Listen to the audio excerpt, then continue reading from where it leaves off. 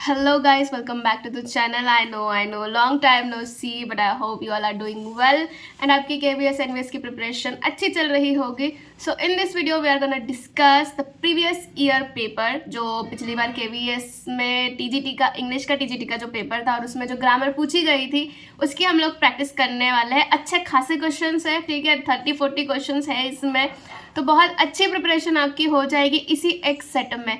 But video में जाने के पहले मैं आपको कुछ चीज़ें बता देती हूँ कि ये वीडियो जो होने वाला है ये सभी के लिए होने वाला है, यानी कि टीजीटी पीजीटी नॉन टीचिंग जो भी है हमारे जितने भी पोस्ट हैं उन सभी के लिए होने वाला है. तो बार बार आप कमेंट में आके ये मत कहिएगा कि क्या हम देख सकते हैं, क्या क्या हम इसके मतलब ये वीडियो हमारे लिए है क्या, है ना. तो ये सभी के लिए है, ठीक है.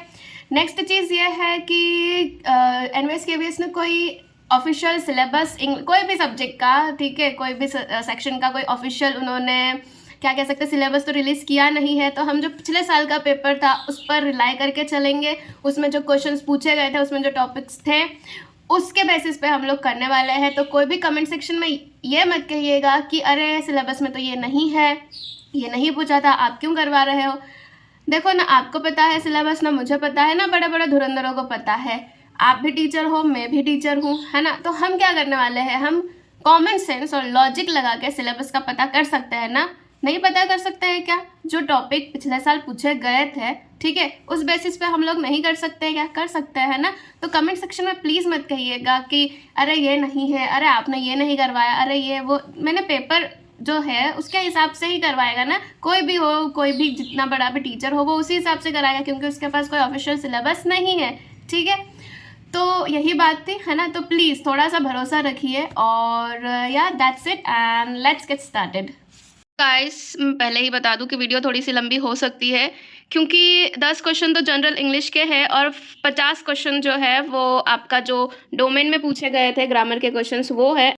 And I am assuring you that कि इसमें आपके ऑलमोस्ट सारे टॉपिक जो है वो कवर हो जाएंगे. मोस्टली जो डोमेन वाला जो पार्ट रहेगा हमारा, ठीक है, उसमें आपके मोस्ट ऑफ द टॉपिक जो है वो कवर हो जाएंगे. तो लेट्स गेट स्टार्टेड. सबसे पहला है रीअरेंज करने का पूछा गया था. तो आपके सामने ऑप्शंस हैं. Big growth after a slum in covid years, car sales have again registered, ठीक है. तो हमको देखना पड़ेगा कि इसमें किससे स्टार्ट हो सकता है. तो हम क्या कार सेल्स को ले लें आगे. और एक और चीज़ बता दूं कि ये जो आंसर्स मैं बताऊंगी आपको, ये आंसर की जो केवीएस ने प्रोवाइड की है ना, उसी में से ही ढूंढा है, मतलब उसी से ही मैंने इनको भी आंसर किया है. तो अगर आपको कुछ गलत लगता है ना तो फिर आप जाके केवीएस वालों से ही बात करें, ठीक है. कमेंट सेक्शन में ये बोलने की ज़रूरत नहीं है कि अरे इसका गलत बताया या उसका गलत बताया. आप सीधा उनसे बात करें. तो हम देखेंगे कि हमारा सब्जेक्ट मतलब पहले तो हम सब्जेक्ट ढूंढने की कोशिश करेंगे कि क्या हो सकता है. तो क्या कार सेल्स हो सकती है, ठीक है, कार सेल्स हो गया. फिर कार सेल्स क्या, तो car sales have again registered, कि कार सेल्स ने फिर से क्या किया है, रजिस्टर किया है कि किस चीज़ का, ठीक है. तो देखो सी और डी तो साथ में आना ही चाहिए. तो सी और डी कहाँ साथ में आ रहे हैं, फर्स्ट में आ रहे हैं, है ना, सेकंड में भी आ रहा है, थर्ड में नहीं आ रहा है, फोर्थ में नहीं आ रहा है, ठीक है. तो car sales have again registered क्या, तो अ बिग ग्रोथ, ठीक है. क्या किया है उसने, a big growth after slump in covid years. तो car sales have again registered a big growth. तो देखो सी डी ए तो आना ही चाहिए साथ में. तो सी डी ए साथ में कहाँ आ रहा है, तो देखो फर्स्ट में आ रहा है सी डी ए साथ में, है ना. तो हमारा सेकंड वाला भी क्या हो जाएगा, कैंसिल हो जाएगा. आंसर हमारा क्या बन जाएगा, आंसर हमारा क्या बन जाएगा कि after a slum in covid years, है ना, बी पहले आ जाएगा. फिर car sales have again registered a big growth. तो हमारा आंसर ए वाला हो जाएगा, ठीक है. फर्स्ट वाले का थोड़ा ज़्यादा लेंदी एक्सप्लेनेशन हो गया, नेक्स्ट टाइम मैं नहीं इतना एक्सप्लेन करूँगी. चलो आगे बढ़ेंगे कि Sheena will return the book shortly. इसको हमको क्या करना है, पैसिव में चेंज करना है. तो देखो विल आ रहा है, यानी कि इसका क्या हो जाना चाहिए, विल बी आ जाना चाहिए, ठीक है, विल बी आ जाना चाहिए. तो विल बी कहाँ कहाँ आ रहा है, फर्स्ट में तो नहीं आ रहा है, तो ये हमारा आंसर नहीं होगा, इसको हटा देते हैं. फिर बाकी सब में आ रहा है ना. फिर हम देख लेंगे कि द बुक, तो द बुक हमारा क्या है, यहाँ पर ऑब्जेक्ट है तो वो सब्जेक्ट बन जाएगा.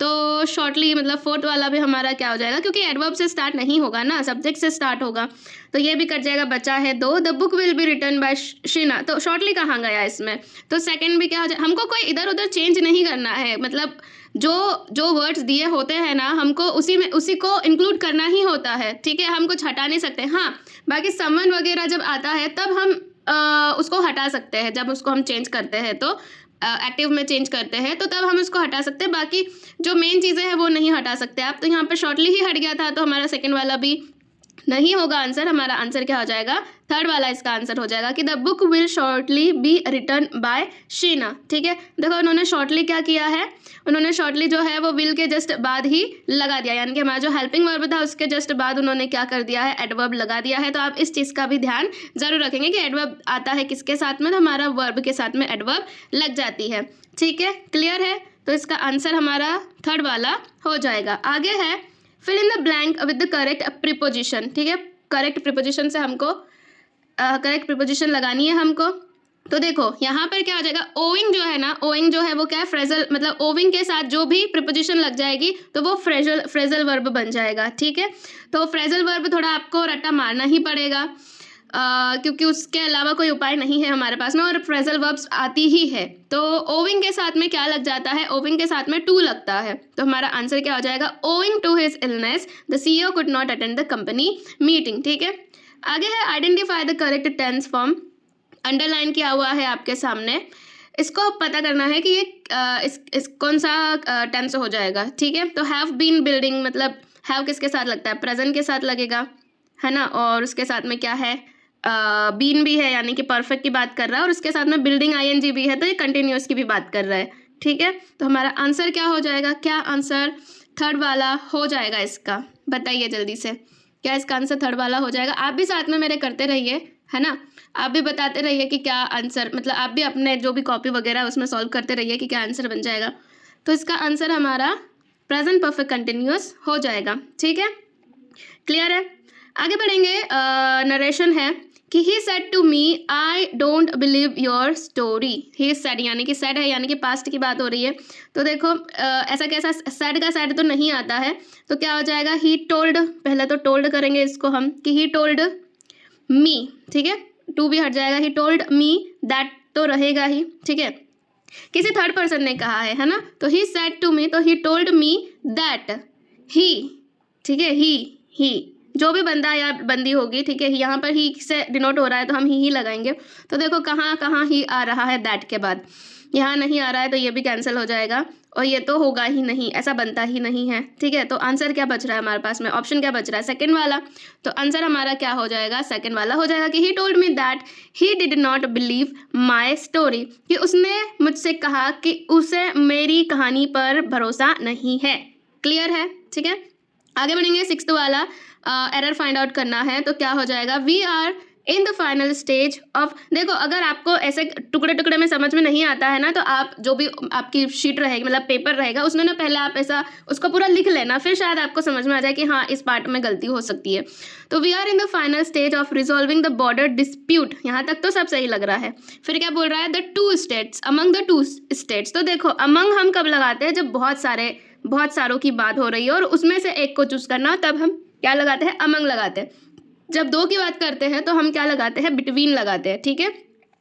तो जो एरर पार्ट है वो हमारा कौन सा हो जाएगा, फोर्थ वाला हो जाएगा क्या, डी वाला हो जाएगा क्या, जी हाँ, तो हमारा जो एरर पार्ट है वो कौन सा हो जाएगा, डी वाला, ठीक है। आगे बढ़े, चलिए अब है choose the word nearest in meaning, यानी कि सिनोनिम फाइंड आउट करना है इस वर्ड का। रिप्रीमेंड का हमको क्या करना है, सिनोनिम फाइंड आउट करना है, ठीक है।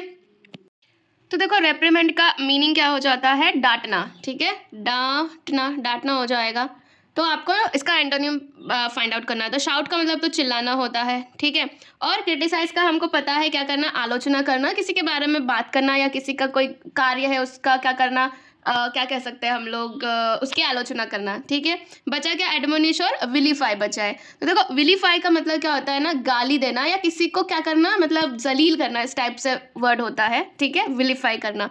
तो ये भी नहीं होगा, क्रिटिसाइज भी नहीं होगा, शाउट भी नहीं होगा, बचा एडमोनिश। तो एडमोनिश का मतलब भी क्या होता है, डांटना, फटकार लगाना, ठीक है, डांटना या फटकार लगाना। तो हमारा आंसर क्या हो जाएगा, एडमोनिश हो जाएगा हमारा आंसर। ठीक है, क्लियर है, एडमोनिश इसका आंसर हो जाएगा। नेक्स्ट बढ़ेंगे, एक और वर्ड है, मतलब ये भी वोकैबलरी से है। क्या पूछा है, ऑस्ट्रासाइज। ऑस्ट्रासाइज का क्या बताना है हमको, अपोजिट अब बताना है। ऑस्ट्रासाइज का अपोजिट बताना है। ठीक, तो देखो ऑस्ट्रासाइज का मतलब क्या होता है, तो ऑस्ट्रासाइज होता है बहिष्कार कर देना। ठीक है, किसी को जाति बाहर या बहिष्कार कर देना, किसी का बहिष्कार कर रहे मतलब उसको क्या कर दे रहे, बाहर कर दे रहे हैं। ठीक है, निश्चित कर देना, है ना। तो उसका अपोजिट क्या हो जाएगा, क्रिटिसाइज। क्रिटिसाइज हो जाएगा क्या, आलोचना करना, नहीं ऐसा तो नहीं लग रहा है। फिर वेलकम का मतलब तो क्या होता है, स्वागत करना। ठीक है, बचा क्या, पेट्रोनाइज। तो पेट्रोनाइज का मतलब क्या होता है कि किसी की क्या करना, संरक्षण। ठीक है, संरक्षण, या फिर क्या करना, किसी को सुरक्षा प्रोवाइड करना। ठीक है, सहायता देना, सहायता देना, या फिर आश्रय देना, है ना, आश्रय देना। ठीक है, या फिर क्या करना, रक्षा करना, पेट्रोनाइज का अर्थ। ये सारे पेट्रोनाइज के अर्थ होते हैं। ठीक है, और फिर आता क्या है, इंटरनलाइज। ठीक है, इंटरनलाइज का मतलब क्या होता है कि जैसे अपनाना, कोई बिलीफ, मतलब यहाँ पर वैसा अपनाना नहीं, बट कैसा अपनाना कि कोई आइडिया है, ठीक है, या फिर कोई बिलीफ है, उसको क्या कर देना, अपने अंदर ऐसे मतलब उसको ऐसे समा लेना कि वो आपका क्या बन जाए, कैरेक्टर ही बन जाए। उस समावेशन या फिर क्या होता है, आंतरिकरण। ठीक है, तो ये भी इतना कोई मीनिंग नहीं दे पा रहा है उसका, मतलब अपोजिट उससे उसका अपोजिट इतना भी नहीं बन पा रहा है वो। ठीक है, तो ना इंटरनलाइज है, ना क्रिटिसाइज है, ना वेलकम है। आंसर क्या हो जाएगा आपका, पेट्रोनाइज जो है वो आंसर हो जाएगा। ठीक है, ऑस्ट्रासाइज का मतलब क्या हो रहा है कि आप उसको बाहर निकाल दे रहे हो, बहिष्कार कर दे रहे हो। और पेट्रोनाइज क्या कर दे रहे हो, आप उसको वापस अपने पास बुला ले रहे हो, आश्रय दे दे रहे हो। ठीक है, आ रही है बात समझ में, उसका संरक्षण कर ले रहे हो। ठीक है, तो ऑस्ट्रासाइज का अपोजिट हो जाएगा पेट्रोनाइज। नेक्स्ट है, identify the part of speech of the underline word. आपको एक सेंटेंस दिया है, being a devotee he observes fasts on all pious days. ठीक है, यहाँ पर फास्ट जो है बताना है कि किस मतलब कौन से पार्ट का, स्पीच का पार्ट है। ठीक है, प्रोनाउन है, नाउन है, एडजेक्टिव है, या वर्ब है। देखो एक सेकेंड रुकना ज़रा, इसमें थोड़ी सी गड़बड़ी हो गई है। यहाँ पर आ रहा है क्या, वर्ब आ रही है। ठीक है, वर्ब यहाँ पर आ रही है, तो वर्ब के साथ मोस्टली क्या लगता है, नाउन लगता है ना, मतलब वर्ब के साथ वर्ब तो नहीं जाएगी, तो क्या लगता है, मोस्टली नाउन लगता है या प्रोनाउन लगता है। ठीक है, तो फास्ट हम किसकी बात कर रहे हैं, उपवास की बात कर रहे हैं। मतलब उपवास कैसा है, एक क्या कह सकते हैं हम उसको, क्या हम उसको जो एब्स्ट्रैक्ट नाउन है, भावात्मक संज्ञा है, उसके तौर पर देख सकते हैं क्या। ठीक है, मतलब उपवास एक कैसी चीज़ हो गई, एक स्टेट हो गया, एक फीलिंग हो गई वो। ठीक है, तो क्या हम इसको एब्स्ट्रैक्ट नाउन की तरह देख सकते हैं क्या, तो जी हाँ, इसको हम एब्स्ट्रैक्ट नाउन की तरह ले सकते हैं। तो इसका आंसर क्या हो जाएगा आपका, नाउन इसका आंसर हो जाएगा। ठीक है, क्लियर है, या और थोड़ा सा डिटेल में जाए, आई थिंक समझ में आ ही गया होगा कि वो नाउन क्यों है। ठीक है, आगे है, identify the clause in the underline portion of the given sentence. एक सेंटेंस दिया हुआ है, can you tell me who wrote the Panchatantra. तो जो हु रॉट द पंचतंत्र है वो बताना है आपको कि कौन सा क्लॉज हो जाएगा। ठीक है, तो देखो यहाँ पर क्या है, किसी पर्सन की बात हो रही है, तो सीधा सीधा आपका क्या हो जाएगा, नाउन क्लॉज हो जाएगा। ठीक है, यहाँ पर हमारे जनरल इंग्लिश के जो क्वेश्चन है वो खत्म होते हैं। अब हम आगे बढ़ेंगे डोमेन की तरफ। ठीक है, और इसमें 50 क्वेश्चन है, तो जैसे मैंने बोला कि आपके बहुत सारे टॉपिक्स जो है वो इसमें कवर हो जाएंगे। ठीक है।